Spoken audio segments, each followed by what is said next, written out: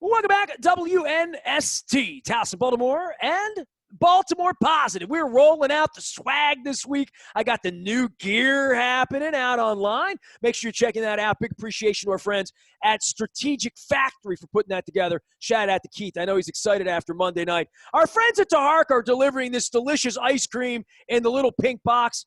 8 pints, $15.70 off. Use the Baltimore Positive passcode. The Caramel Apple Crisp, I highly recommend it. I can show you that I recommend it because it's empty. Apple butter ice cream with oat streusel and salted caramel swirl. Yeah, that sucks. Get 8 of these, $15.70 off. Make sure you're using the code.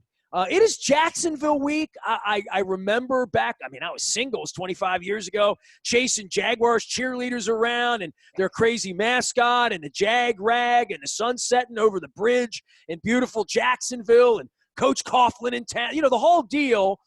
And I've got to know so many people in Jacksonville through all these years. Sam Cavara is going to join us here later on in the week with the great Woodlawn Baltimore roots. But every time I'm talking to Jacksonville people, they're either having a GM coach or a head coaching search. All due respect to Jack Del Rio, my pal. Michael DiRocco joins us. He is ESPN DiRocco doing the end of the year, cleaning out the notebook, figuring out it all. Mike, I'm always worried about the future of the franchise there. So I'll open up the biggest can of worms so, we get together and talk about. But, things weren't so bad so long ago, right? Like a couple of years ago, you guys were the good team. We were getting our ass kicked over in London, and you talk about something that really set the franchise in a different direction. That butt kicking over in Wembley changed the fortunes. Maybe at both of the franchises to some degree, right? Yeah, that was, 2017, and it seems so long ago. But, Lamar arrives in Baltimore, and there is the biggest difference is the Ravens have the quarterback and the Jaguars don't, and they're searching for one, it seems like, every single year, and that's where they're headed. This year is them. But yeah, look, this team was 10 minutes away from going to the Super Bowl. It was stopping Tom Brady on 3rd and 18 in the fourth quarter, and they're probably playing the Eagles in the Super Bowl. And maybe everything the last 2 years and this year is totally different. Who knows? But it's been a really, really quick fall, and now they're the second worst team in the league. And depending on the day, they might be worse than the Jets. Well, yeah, the Jets are XFL-ish at this point, relegated or something. Give me the 50,000 foot on the franchise, right? With Shad Khan, and look, man, I go way back, right? Like me and Dave Lamb have smoked cigars together on the veranda and talked about Bob Irsay landing down at the Gator Bowl, right? So like, I'm 52. I know I look a little younger than that, but I remember all of that. And I was the guy literally sitting over at Bo Hager's, which was a famous bar on the east side. I was single then, with a big vat of champagne on ice, waiting for Paul Tagliabue to give Baltimore the franchise. And he came out of the hat and said, Jacksonville, Right. So I go back through all of this. It really is amazing. Not just what happened in St. Louis, right? What Nashville has become and what Memphis wasn't, but that whole ball of wax 25 years later as to what the Jaguars are, and I've now seen them play on 2 continents, right? I'm always worried, and every time I see the Chargers play now, I think that's going to be the saving grace to keep the Jaguars in Jacksonville, because to me, they're running around in those blue pajamas on Sunday afternoon. And I'm thinking they are just so primed to be the London Monarchs. You know what I mean? Well, I'll tell you, if Shad Khan had been able to go through with his purchase of Wembley Stadium 2 years ago, I think it was, then, maybe I would see a little bit more angst, at least in Jacksonville here, about them potentially moving. But honestly, at this point, where are they going to go? Because they're talking here that they're going to need to do some stadium renovations, some major stadium renovations within the next 5 years or so. Their lease ends up in 2030, so they want to try and work some of that stuff out. They'll need some renovations really for the league will improve any kind of stadium lease. But in terms of relocation, the thing I always ask is, well, where are they going to go?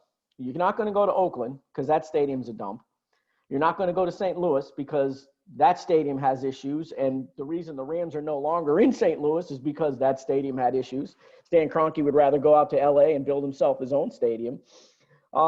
And then where else is out there? Maybe Toronto. I mean, I don't know. Well, the European model's difficult because of transit but look, the league played a game without a quarterback 2 weeks ago. They made my team, who lost half their players and went off the cliff on a bus, they made the team still go play on Wednesday.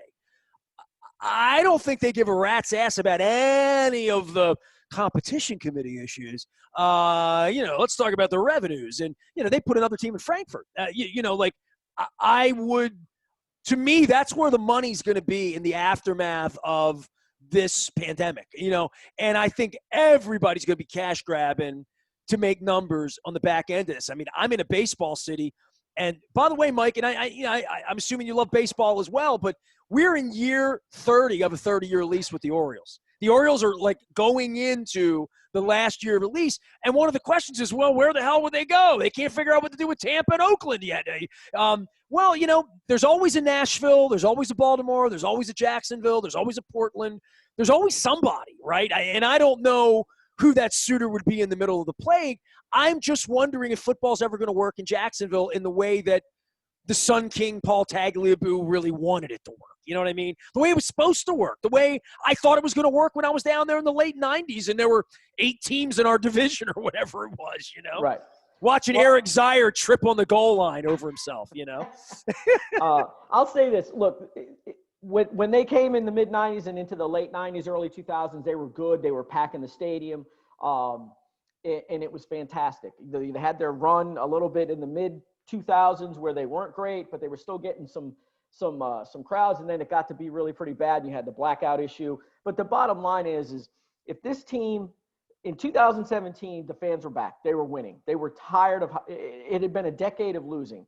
In 2018, at least until it fell apart, the fans were there. So the bottom line is they've got to win. But it's more about corporate support down there, isn't it? I mean, they do a pretty good job of dealing. I mean, they've got, they've got a dog park. They've managed to sell a lot of sponsorships, and they've cross-marketed into London, into the UK with some marketing things there. We don't see that, but there's a lot of money there. I mean, when I was there, it was very, very obvious how robust the NFL shield is in Europe. I mean, it was eye-opening. It really was. Yeah, and the Jaguars have an interesting, at least through this year anyway. I mean, they don't have any games contracted to play over in the UK after this year. That's something that they'll obviously start working on soon. As soon as the pandemic kind of slows a little bit, I guess. But, they have an interesting marketing deal over there. They're able to sign their own marketing contracts over there, and they get all that money for themselves. So they're not splitting that with the league. So it's an interesting arrangement they have with the league.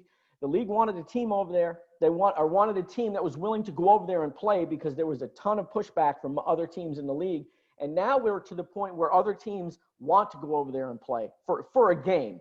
They don't want to go over there and stay. But, the logistics of doing that over there is just it's crazy. Players don't want to be based over there. I mean, maybe one day it'll work out. I really don't see it. But, man, the bottom line is they got to win. If they win here and if they can turn things around with this new GM, potentially a new coach, and whether it's Justin Fields or Trevor Lawrence or Kyle Trask or Trey Lance, whoever it is, if they can just turn things and start being a team that's competitive every year in the AFC South, which isn't exactly a bang-up division here, then the crowds will come back. That's the bottom line. Is the fans have been so beat down with losing badly and not being competitive that the only thing that really is going to get them back is winning games and a guy like a Trevor Lawrence or a Justin Fields, somebody the whole community can finally embrace. Mike DiRocco joining us here from Jacksonville. He's smarter than us. He lives where the weather's good and there's a beach around the corner and palm trees and golf courses and all that good stuff and a wide open spaces. You can find him at ESPN DiRocco out on Twitter and following all things Jaguars. Somebody has to take the abuse of covering them at this point. Give me a little primer on Lamar and where you are on the Ravens and on the league itself. I mean, you get to watch all of this stuff happen. You talk about your own division and where Deshaun Watson might be one day and where the Colts might be. And I guess from our perspective, trying to get healthy, trying to look at this Jacksonville game. We got the Giants next week. We have the Bengals after that. This feels like a little 3-week preseason ramp-up into the playoffs that the Ravens just need to take care of business. Make a case for me that the Jaguars could beat the Ravens this week. Ooh. If Lamar's not playing, if he has cramps and has to stay out in the locker room the whole day, that's basically their best shot, to be honest with you. This team is going to get a little bit of a jolt from Gardner Minshew being back in the lineup. But the bottom line is this defense, while it has played better over the last 6 or 7 games since the bye. Mobile quarterbacks have killed this group, and Lamar Jackson is going to be able to do whatever he wants. I mean, they're so beat up in the secondary as well, down 3 of their top 5 corners. I can see Lamar having one of those days where, he's got 2 or 3 touchdown passes. He's got over 100 yards rushing. It could be really, really ugly. And then you add in the whole Calais Campbell factor and playing against his former team, and this offensive line, especially on the edge, hasn't played very well. And the Jags pass rush has been anemic. And their best pass rusher, Josh Allen's on IR. They're not going to get any pressure on Lamar. And if they're able to get in his face and he gets outside, it could be a long, long day. I mean, you see it every week. I mean, if you don't contain him and make him beat you from the pocket, you got almost no chance to win this game. And that's what I think is going to happen. What's going on there the last couple of years? I mean, I saw Jalen Ramsey's act out in L.A. last year after the game, and he and Marcus Peters are going to fight each other on the field after they got their ass kicked by 50 points. And I'm 10 feet away from it, listening to all that going on in the aftermath. And, I've had Eugene Monroe around. I'm just trying to think of the people. I mean, Jack Del Rio worked there for a long time. I mean, just sort of in and out of what's going on there, that they drafted a bunch of players and they had a quarterback that then they didn't, and they've gone through coaches. What's the management story there on what the last 5 years has looked like and how much it's deteriorated from almost going to a Super Bowl, as you pointed out, to all of a sudden they can't beat anybody but the Jets? Right. It's been – I mean, we could spend an hour on this, but the highlight or the low light, depending on how you want to phrase it, they've had no success in the first round, okay? They continually pick in the first round because they have no success in the first round. So it's that vicious cycle type of thing. But if you just look, Dave Caldwell, the recently fired GM, his first year was 2013. Let's look at his first-round picks. Luke Jokel, number 2 overall, not even in the league anymore. 2014 was Blake Bortles. We all saw how that ended. 2015 was Dante Fowler. Tears his ACL his first year and then becomes an average player, a headache, and they trade him to the Rams. 2016 was Jalen. Fantastic player.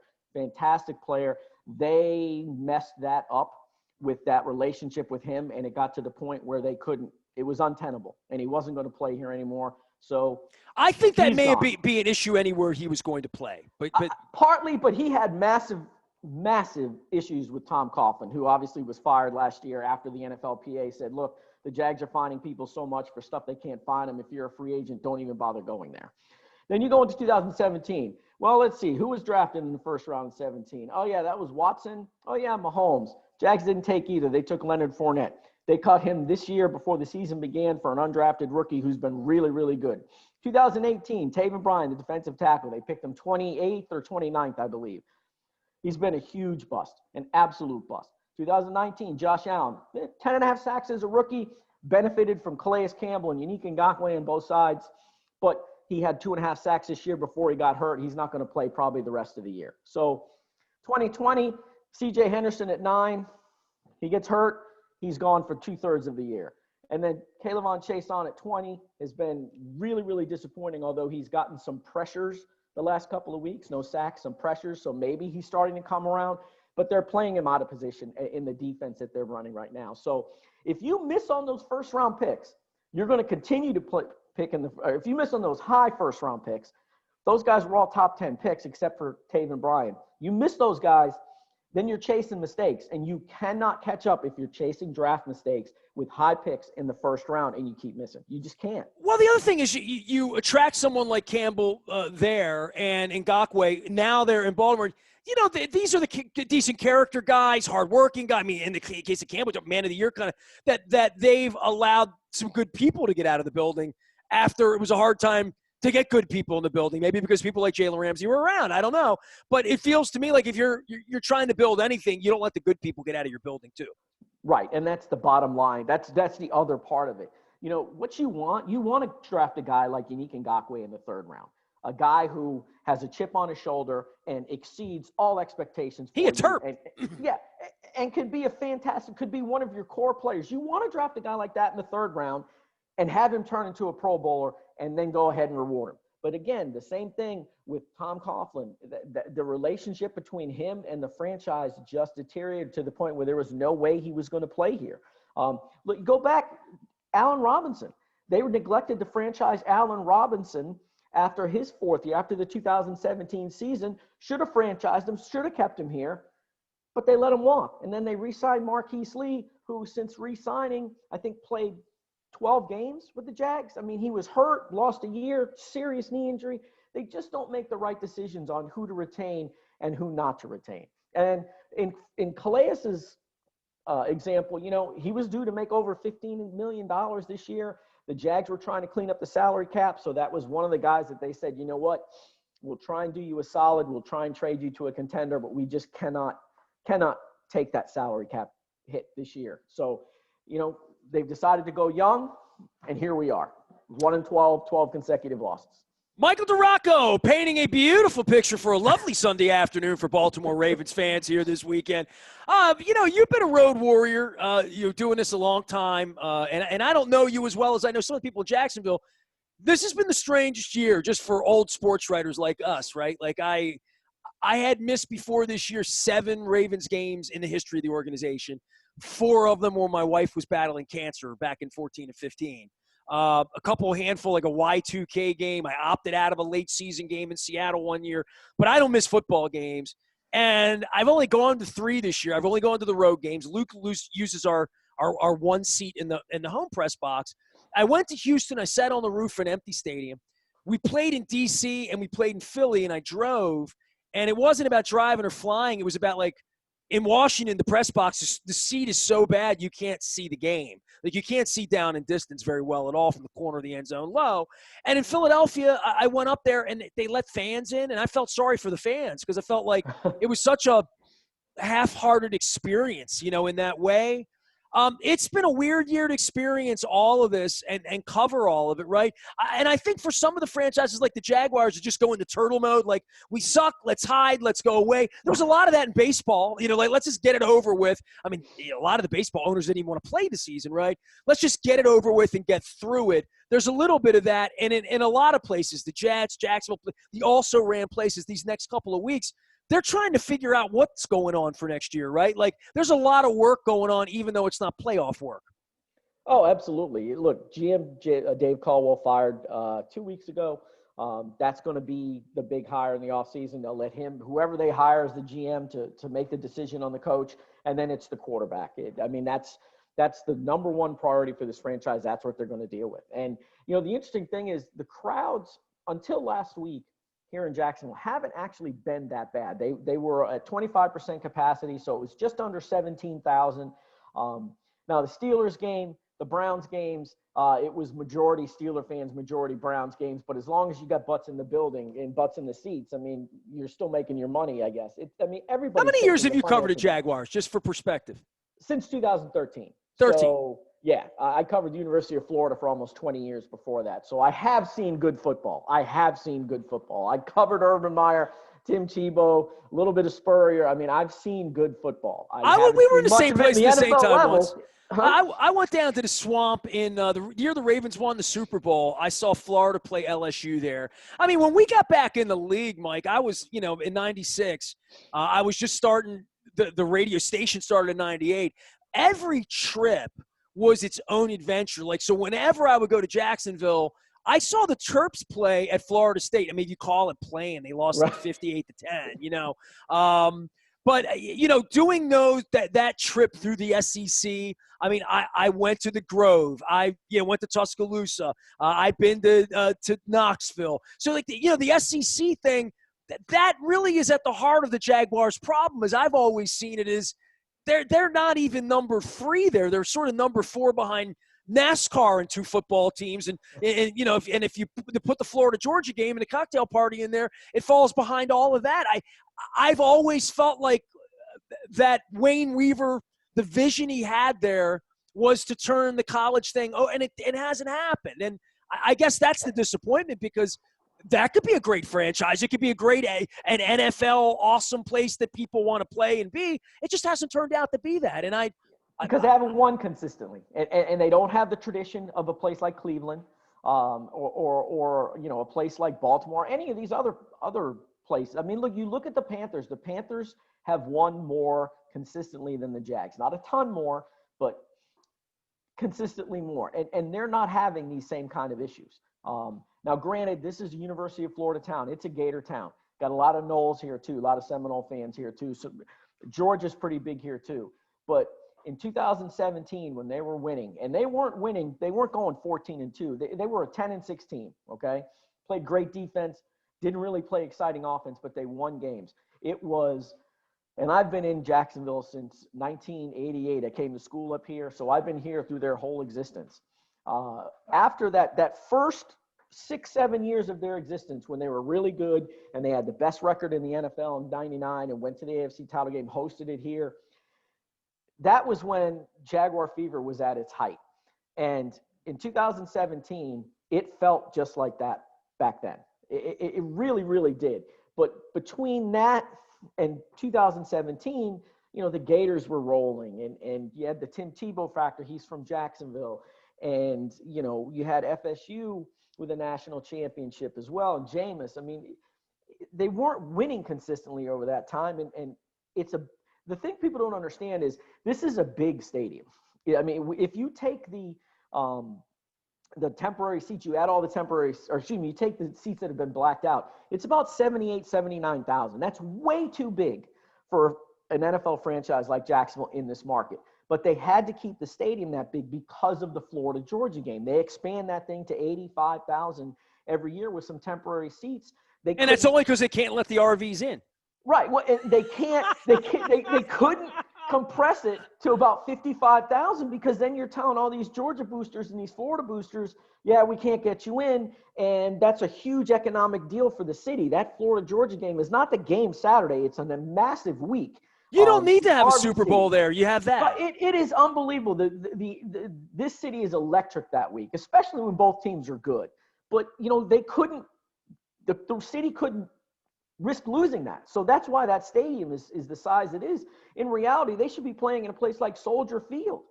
I mean, Soldier Field's what, 55,000? That's 20,000 less seats in Chicago than Jacksonville.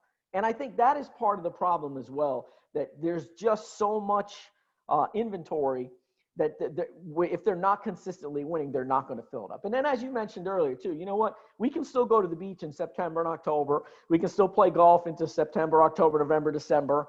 You know, there's so much. There's boating. We get a lot of outdoor community here, hunting. There's so much other stuff to do. Go down to Ponte Vedra, hit tee shots off 17. Exactly. Is what you're doing. There's so much stuff to do. So if you're the Jaguars, you're not winning, you're not getting those casual fans that would come to the stadium if you were. And look, if they don't win, if they blow the quarterback pick next year, and it's another 5 to 7 years of trying to fix that mistake, it's going to be the same way it is this year, where there's hardly anybody in the stands. Did you see Petty at the Gainesville Arena that night? He did the reunion show. I did not. Yeah. I got, you know, I just, when I think of Gainesville, and I think of good music, and think it's, you know, Skinner and Petty and 38 Special and good stuff, you know. So if you're down there for any period of time, I also think of oysters too. So at some point they'll bring me back down to Gainesville, probably right after everybody secedes down there. But hey, enjoy the good weather. I'm sorry for the crappy football. I do hope at some point we all have, tea time again in Wembley, because I enjoyed that trip. The dude that saved my wife's life's over across the pond in Germany. And they love the NFL over there. And I hope we get a game over there. And I hope your team stays. You know, I don't want the Jaguars going away. At this point, after what the Chargers did to San Diego, I'm good with selling them off to any gypsies that want them. You know, they want to play in Moscow. I don't care. But at some point, I'd like to see football work in Jacksonville, because I like the road trip, as I've pointed out, you know. It really is all about us. We love going to those places, so we want to see it work. You know, look, one of my favorite trips in the SEC and in the NFL is Nashville for the Titans. I used to go up there every other year for Vandy, covering Florida. Now I go there every year, except this year, covering the Jags. I love Nashville. I mean, that's my favorite road trip. It really is.